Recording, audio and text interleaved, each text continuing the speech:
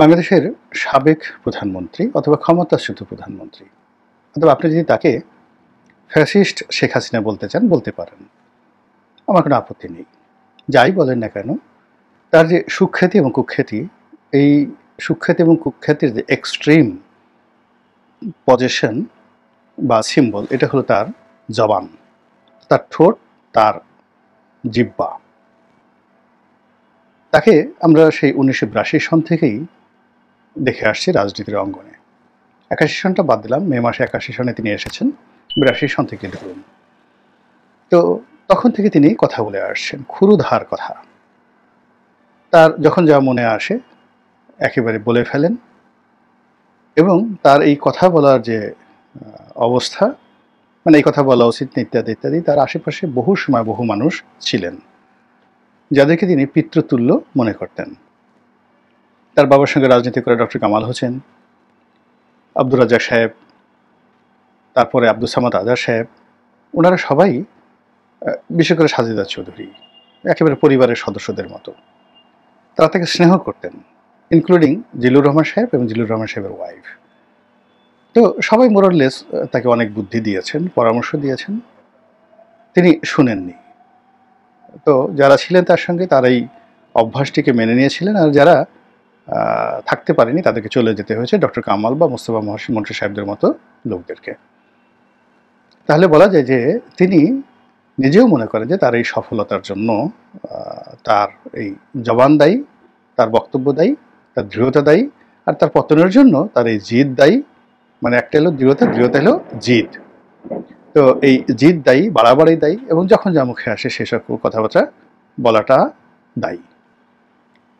তো এই যে তার যে অতিকথন এবং বক্তব্য দেওয়া, এটা নিয়ে তিনি বেশ কয়েকবার খোলামেলা কথা বলেছেন। তার বক্তব্যটা হলো যে মানুষ উত্তেজিত হতে ভালোবাসে, মানুষ চুপচাপ বসে থাকতে পছন্দ করে না।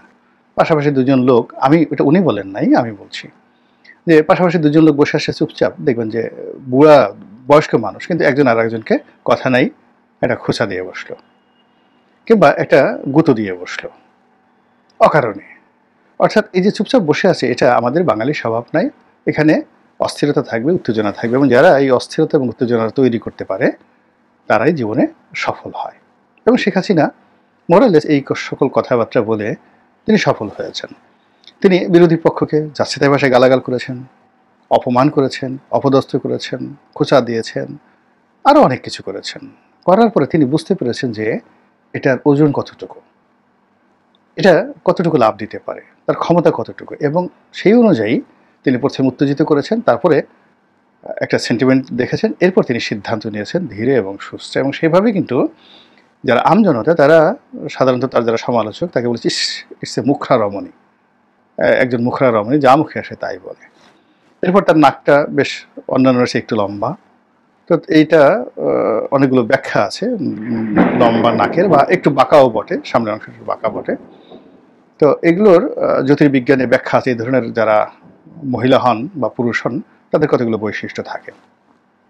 তা আমরা সেই বৈশিষ্ট্যগুলোর যে ইতিবাচক দিক আছে সেটা চিন্তা না করে সবসময় বলেছি যে এই নাক, লম্বা নাক থাকা মানে এ প্রচণ্ড অহংকারী, উদ্যত, হিংসুটে, খোঁটা দেয়া মানুষ। তো এই বাংলায় মূলত তাকে নিয়ে ওইভাবে গবেষণা হয়নি যে কেন এবং কিভাবে একজন সাধারণ রমণী এত বড় একটা দল আজকের দিন পর্যন্ত শক্ত হাতে চালাচ্ছেন। 2 নম্বর হলো যে তিনি তার প্রতিদ্বন্দ্বীদের মনে সেই 1982 সন থেকে আজ অবধি যে আতঙ্ক তৈরি করে ফেলেছেন প্রতিদ্বন্দ্বীদের মনে। যুগে যুগে অনেকে মরে গেছেন, অনেকে নাতি হয়েছে, পুতি হয়েছে, কিন্তু শেখ হাসিনা সম্পর্কে ভয়টা কাটেনি, এখন পর্যন্ত সমান তালে চলছে। এই হলো তার বৈশিষ্ট্য। তিনি ডান হাত দিয়ে ভালো কাজ করেছেন, বাম হাত দিয়ে মন্দ কাজ করেছেন, অথবা বাম হাত দিয়ে ভালো কাজ করেছেন, ডান হাত দিয়ে মন্দ কাজ করেছেন, অর্থাৎ একসাথে, এক হাতে বাঁকা বাঁশের বাঁশরি আর এক হাতে রণতুর্য। তিনি কাউকে সম্মান করে দিয়েছেন, আবার একটু পরে পিছন থেকে গদি টেনে নিয়ে গেছেন। তো এই যে শেখ হাসিনা, সেই শেখ হাসিনা বাংলাদেশ থেকে তিনি চলে গেছেন। চলে যাওয়ার পর পরিবেশ পরিস্থিতি অনুযায়ী তিনি বেশ কয়েকবার কথা বলেছেন। প্রথমে তিনি কেন গেছেন তাকে জোর করে তাড়িয়ে দেওয়া হয়েছে, তারপর তিনি আবার আসবেন, আবার ভোট হবে, ইত্যাদি নানা রকম কথা, যেটা গতানুগতিক, সেটা বলার চেষ্টা করেছেন। তারপর তিনি নরম হয়েছেন, কান্নাকাটি করেছেন, অতীতের মতো করে বলেছেন যে আমার বাপ মারা গিয়েছেন, অমুক অমুক মারা গেছেন, আমাকে আর একটু হলে মেরে ফেলতো। তিনি মানুষের সেন্টিমেন্ট দেখার চেষ্টা করেছেন, কিন্তু দেখলেন যে না, ওইগুলোতে কাজ হবে না, ওইগুলোতে কাজ হবে না, তাকে দৃঢ়তা দেখাতে হবে এবং তিনি যে এখনও সিংহ বিক্রমে কাজ করেন সেই কথাগুলো মানুষকে বোঝাতে হবে। এবং এই কারণে তিনি একের পর এক বক্তব্য দিয়ে যাচ্ছেন, সেই দিল্লি থেকে বা কলকাতা থেকে বা অন্য যে কোনো জায়গা থেকে। তো এটা বাংলাদেশে যথেষ্ট অস্থিরতা তৈরি করছে এবং সেই অস্থিরতার ফলে দিল্লিতে অসন্তোষ দেখা দিয়েছে, কলকাতাতেও বিরোধী পক্ষ যারা রয়েছে বিজেপির তারা বেশ বিরক্ত, এমনকি মমতা ব্যানার্জিও বিরক্ত।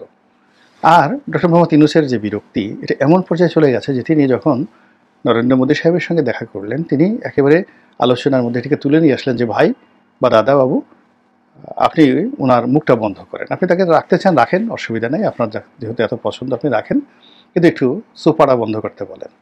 কিন্তু নরেন্দ্র মোদী বলছেন যে আমি এটা পারবো না, এটা পারবো না। আবার এটাকে একটা ডিপ্লোম্যাটিক অ্যাঙ্গেলে নিয়ে এখন তিনি আল জাজিরার যে সাক্ষাৎকার, সেই সাক্ষাৎকারে ডক্টর মোহাম্মদ ইউনূস এটা প্রকাশ করে দিয়েছেন এবং এটা নিয়ে আমরা বাংলাদেশে নানামুখী জল্পনা কল্পনা কথাবার্তা বলে চলেছি। কিন্তু অবাক ব্যাপার হলো যে আল জাজিরা এই সাক্ষাতের পর শেখ হাসিনার জবান বন্ধ হয়ে গেছে।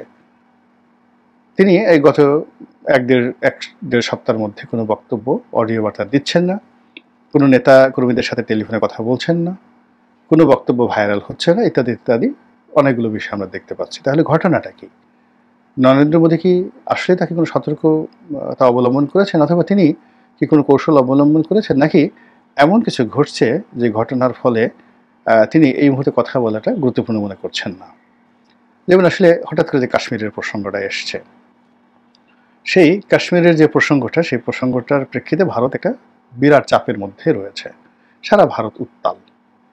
তো এই কারণে কি হলো, তিনি হয়তো তার জবান বন্ধ রাখতে পারেন স্বেচ্ছায়। প্রাজ্ঞ রাজনীতিবিদ, দীর্ঘদিন বাংলাদেশ থেকে চালিয়েছেন, কিন্তু বুঝতে পারেন যে এখন তিনি যদি একটা কথা বলেন, বাংলাদেশ নিয়ে একটা ঘটনা ঘটে, এটা নরেন্দ্র মোদী তার আশ্রয়দাতা যারা আছেন তারা এটা স্বাভাবিকভাবে নেবেন, এটা স্বেচ্ছা পরিণত হতে পারে। অথবা এই যে ঘটনা, হিন্দু মুসলমান যে দ্বন্দ্ব সংঘাত, পাকিস্তানের সাথে সীমান্ত বিরোধ, আরও হাজার রকম সমস্যা নিয়ে ভারত যে অবস্থার মধ্যে রয়েছে, সেখানে হয়তো নরেন্দ্র মোদী যারা উপদেষ্টা রয়েছেন, বিশেষ করে অজিত দোভাল, তিনি হয়তো রিকোয়েস্ট করতে পারেন যে madam just keep quiet for few days, এই সময়টাতে আপনি রাখেন, এটা হতে পারে, এটা কোনো অস্বাভাবিক নয়। থার্ডলি সেটা হলো তিনি এই সময়টিতে বাংলাদেশে যা কিছু ঘটছে, যেমন IMF ঋণ পেল না, তারপর বাংলাদেশ যে রোহিঙ্গাদের জন্য বা আরাকান আর্মির জন্য যে করিডোর দিচ্ছে, মানবিক সহযোগিতা পাঠানোর নামে যে করিডোর দিচ্ছে, সেটি নিয়ে বাংলাদেশে যে প্রতিক্রিয়া তৈরি হয়ে গেছে সেটা। এরপর জামাতের সঙ্গে চরমোনাই, তাদের একটা দূরত্ব, জামাতের সঙ্গে বিএনপির দূরত্ব, এবং একই সঙ্গে চরমোনাইয়ের সঙ্গে সরকারের দূরত্ব, এই বিষয়গুলো তৈরি হয়ে গেছে। এমনকি দেশের বাইরে যে সকল মানুষ বিএনপিকে খুব সাপোর্ট দিতেন, বিশেষ করে ইউটিউবাররা যারা, তারাও বিএনপির ব্যাপারে ভীষণ রকম বিরক্ত, জামাতের ব্যাপারেও তারা বিরক্ত। তো যারা জামাত এবং বিএনপিকে প্রমোট করেছে, শেখ হাসিনাকে যারা হেয় করেছে, এখন তারা বিএনপির বিরুদ্ধে, জামাতের বিরুদ্ধে কথাবার্তা বলছে, এবং যেহেতু জামাত বিএনপির বিরুদ্ধে কথা বলছে, শেখ হাসিনা একটা স্পেস পেয়ে গেছে, এবং সেই স্পেস পাওয়ার কারণে তার কাছে মনে হচ্ছে এখন এই কথা বললে, মানে এমনি উত্তেজিত, তার মধ্যে এই কথা বললে তিনি একটা পক্ষভুক্ত হয়ে যাবেন। ফলে এখন বাংলাদেশে যে দেশের ভিতরে যে চতুর্মুখী সমস্যাগুলো তৈরি হয়েছে, অর্থাৎ ডক্টর মোহাম্মদ ইউনূসের অর্থনৈতিক সংকট, তারপরে তার সঙ্গে যে ডিপ্লোম্যাটিক করে যে সমস্যাগুলো চীনের সঙ্গে, ভারতের সঙ্গে, মায়ানমারের সঙ্গে হচ্ছে, তার সঙ্গে যে মিলিটারির যে কমান্ড, সেই কমান্ডের যে দূরত্ব, তার সঙ্গে বঙ্গবন্ধু ভবনের দূরত্ব, আবার তার সঙ্গে বিএনপির দূরত্ব, জামাতের সঙ্গে সে আগের সে ধরম মহরম একদম নেই বললেই চলে। তো সব মিলিয়ে যে একটা পরিস্থিতি তৈরি হয়েছে, এই পরিস্থিতির কারণে পুরো মাঠ এটা আওয়ামী লীগের জন্য একটা স্পেস তৈরি করেছে, একটা ব্রিদিং স্পেস তৈরি করেছে, একটা সহানুভূতি তৈরি করেছে। এই জিনিসটি এখন উনি যদি কথা বলেন, এটা নষ্ট হয়ে যাবে। এখন যদি উনি ইউনূসকে গালি দেন, এবং এখন যদি উনি বাংলাদেশের যে কোনো একটা বিষয় নিয়ে কথা বলেন, এমনকি যদি উনি বলেন যে হ্যাঁ এখন ওই করিডোর দেওয়া হচ্ছে এটা তো ভালো না, আমি তো এটা বলেছিলাম, এই কথাটা ওনার জন্য ঠিক হবে না।